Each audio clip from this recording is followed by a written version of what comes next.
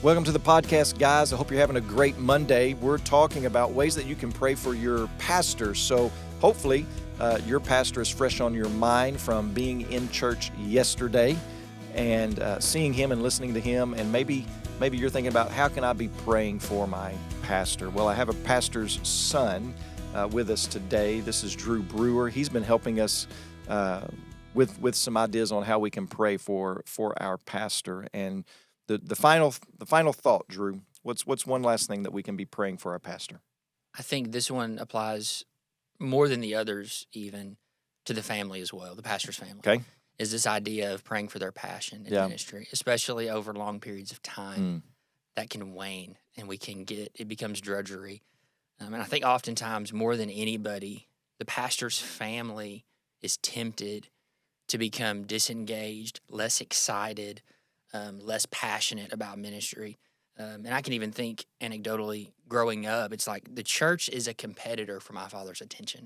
Mm-hmm. And you fall into that. Yeah. There's always somebody that needs premarital counseling, or that's getting married, or there's funerals to be preached, Right. or, there's events to be attended. Right. And this idea that's detrimental when the pastor and especially his family lose that excitement about what they're doing.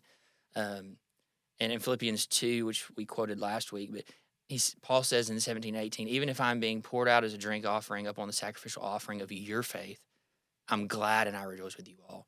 So this idea, and Paul's the perfect example of this, and pastors are to be poured out, to be emptied, emptying themselves, but it's on behalf of the faith of their congregation. Yeah. He says, I'm being a sacrificial offering of your faith. Yeah. And I'm glad about it. And that's hard because we want to put ourselves first. Yeah. And so we have to die to ourselves and have this idea of, I'm glad that I have the opportunity to empty myself on your behalf. And the family keeping that in mind as well. I'm glad that my dad gets to invest in this church because it's an honor and a privilege. Yeah. Even though it can be seen as an inconvenience. And these people that are often ungrateful and sinful and hurtful, like they're the reason we're doing this for their souls and their sanctification. Yeah. Yeah. 1 Corinthians 15 is a great reminder, 58. Be steadfast and immovable, always abounding in the work of the Lord, knowing that in the Lord your labor is not in vain. Yeah. It's not in vain that you prepare a sermon every week and half the people sleep through it. It's not in vain that you sing these songs and they don't like them and they just stare at you while you're singing them. Yeah. Right. Nothing is in vain. Yeah. The word of the Lord never returns void, Isaiah 55. It's another great reminder for pastors that if you're faithful to the word, what you're doing matters. Yeah. Yeah. It has impact. So let me ask you this, Drew. I'm sure there were times. How old are you? 27. 27. So I'm sure that there are times growing up, pastors. How long has Tim been at Guy? He's coming up on his 26th year. Awesome. So my entire life. Yeah, basically. you've been there. That's incredible. That's incredible. So I'm sure growing up, there were times where you were like, he's got to go do this again or whatever. Can you pinpoint a time or a season where it kind of clicked for you to where like all of that became reality? Like you were like, no, he's my hero because of this. I think I don't know that I would say it clicked because you never perfectly understand it. But when I started kind of doing a little bit of it myself, serving in ministry, even prior to being on staff, serving in roles within the church and understanding, okay, like this is a universal struggle. It's not unique to him in this church.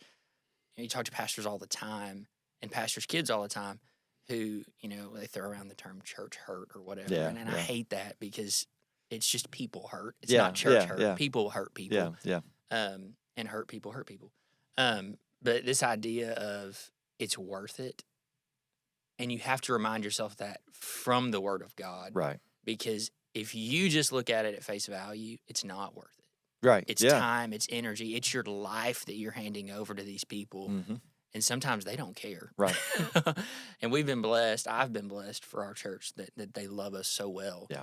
And I know that's not the case for everybody. Right. But I go back to that Isaiah 55 passage often. I think it's verse 11. He says, my word going out will accomplish what I have told it to. Yeah. And so if you're faithful to that, everything else will fall in line. Yeah. That's awesome. So we have a former Mount Olive member at our church in Hope in Sydney. Sydney Vines, she grew up there. I've been at Garrett for 20 years, and I can echo probably with you and with Tim and saying what a blessing, because I've heard war stories. You've heard the war stories, and that has not been the case, and I pray it's not the case in the future. I would love to be at Garrett for 26 years and longer, and what a blessing it has been for my kids to grow up with the same people they're seeing every Sunday, loving them, and just consistency there. But I think you can. The temptation is just to kind of grind, and the passion can wane, or it's just familiar. It becomes just mundane. Mundane routine. This is just what we do, and so there does have to be this. You want to put as much fodder around it as possible, and just let God just stoke the flames of it. And so, that's great. So be praying for your pastor and be praying for your pastor's family.